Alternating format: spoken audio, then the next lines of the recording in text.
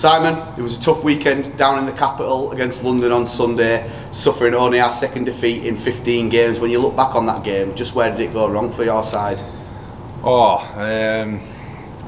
Yeah, look, it's a bump in the road. It's a blip. That's what I'm putting it down to.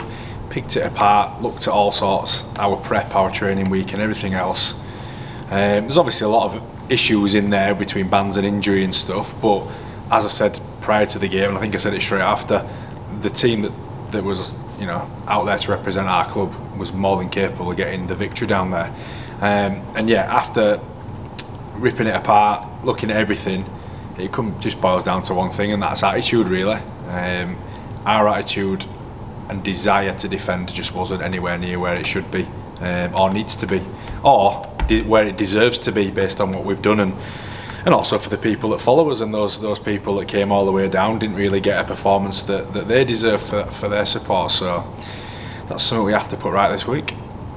I suppose at 20-0 down at half time, was it a case of London surprised you a little bit with how good and clinical they actually were? No, it's funny, not patting myself on the back, but you do your own work. Teams don't just come up with random stuff. They play a certain way, and they played as we expected, but we didn't play how we expected. As I say, particularly defensively, they poked through us far too easily and far too often, which then led to the game being played at a speed that suited them at the right times, and it was way out of control from us.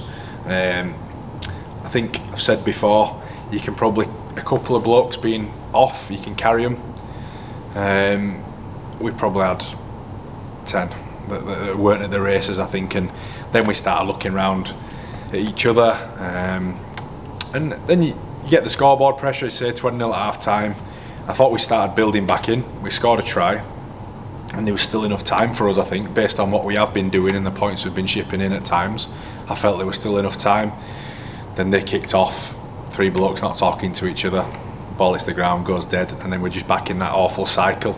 And then we start pushing it because of the scoreboard pressure. So yeah, lots of stuff didn't go our way, but we were our own worst enemy, I think. Credit to London, I thought they were really good. They did what they needed to do, and we just weren't up to it on that day. But yeah, 6 days to turn it around and put in a good shift this week. You managed to give Cole Oakley his debut down in London. How do you think he went? Struggled. I felt really sorry for Cole, to be quite honest, because I felt like, having played at League One for a number of weeks now with Hunslet, coming up to Championship, hot weather, all that sort of stuff, it were always going to be a little bit taxing physically, but as I said, a number of blokes were off, and Cole probably needed his mates to be sort of up there to make sure he fit in and slotted in nicely, and there was no, he didn't have to worry too much or be too stressed defensively, and his energy levels would have been alright. So I think the lads let Cole down, to be quite honest. Cole's a young kid, he's got plenty of learning and plenty of improvement in front of him. Just on that day, he didn't give the best of himself, but I don't think he was helped by those around him by any means. And we've seen Matt Garside be pulled for a Grade B dangerous contract. He'll take a 1-match ban from that London game. I think Adam Tangata was cited but didn't receive a suspension. Wow. And obviously a few bumps and bruises. What's the injury news, and are you any complaints about those suspensions? Injury news, we've got a few carrying bits and bobs. It's that time of year. The final third is when everyone's the walking wounded sort of thing, but you don't know when you've got a handful of blokes banned at the same time, pushing people further than you'd like to, and that'll probably happen again for us this week. But we're not on our own. Everyone's in the same boat on that one. But with regards to Garce's ban, tough one. It's not a late contact. It's his job when he's at marker is to get out and put pressure on the ball player, and as the ball player shapes to pass, Garce hits him, and he's only got that to hit.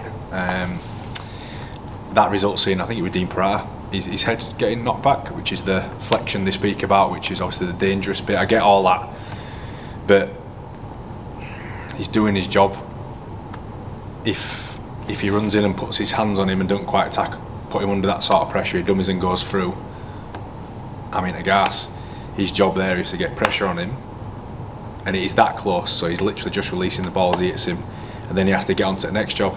If he tackles him and goes down the ground, he's out of play and he can't help his mate. So It's a tough one, but that, as I keep saying, that's where the game is. I understand their point of view in terms of the wording and how it looks and where it fits, but where's it going? I don't know. It's tough to take when it keeps hitting you. But we'll welcome back some players from bands this week. I think Ed Barber, Ben Kavanagh, and there's one more off the top of my head. Can't remember. But welcoming some players back from bands this weekend. There's no better time to get back on the horse, so to speak, than a big derby game, a big event. Bradford at the Summer Bash. You've done your homework on them. What are you expecting from the Bulls? It was Greg Worthing. Oh, Greg Worthing. Yeah. So, yeah, a few blokes back, which is great. Helps us in some areas. We're still lacking in others in terms of numbers of bodies available and whatnot in certain positions. But it is what it is. We'll get on with it. And you're right, Bulls at Bash, you've had some great games, great contests with them, other teams at Bash, and it's always a really good event and one to look forward to on the calendar for us. And you know, we need to tip up and give a performance that we're proud of, because we're very hard to be proud of 99% of the last one, to be quite honest. Yeah, the Bulls there's a load of press, they're not fit, they're in a bad spot and all those little bits and bobs, but they always say derby week, a lot of that can go out the window. I think it does to a degree. Yeah, to a degree, but you're only as good as your last game regardless, and we both lost last week, so we both got a bit to prove, haven't we? I'm expecting a tough game. They are a big set of lads, they roll forward pretty well, so we'll have to be on it defensively. As I said last week, I thought we lacked any desire for it. We're going to have that want back this week, definitely. I do expect a reaction. I didn't get a reaction for the second half, I don't think. A minor reaction after, you know, a few choice words at half-time last week. I think we'll get it this week. And obviously, like you say, it's a big derby game. Form goes out of the window, so to speak, but it's got to be a case of you've got to put everything into it.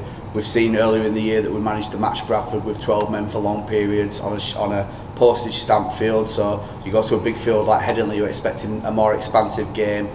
Yeah, definitely. More attacking play. Yeah, I think Bradford they have to adapt their game as well when they play at home. I don't think it's flattering for anyone, the Bulls pitch, unfortunately.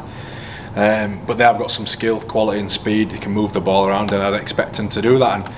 And their season's not over.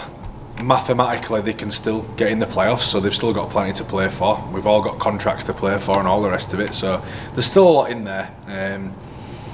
But I do think they'll be playing with an element of freedom as well because of that position they find themselves in. So, you know, we have to expect the rough and tough, the direct, you know, your Ant Walkers, your Baldwinsons and so on coming forward.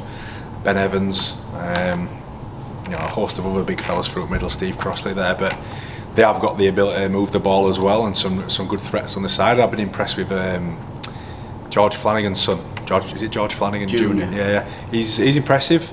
He's a confident kid. He's someone we'll have to, will no doubt be after a good game in front of the cameras and whatnot. So we'll have to keep him quiet and hopefully expose some of his youthful energy and inexperience. But yeah, he's definitely one to watch. But yeah, I think for us, we just need to get back to doing what we've been doing well.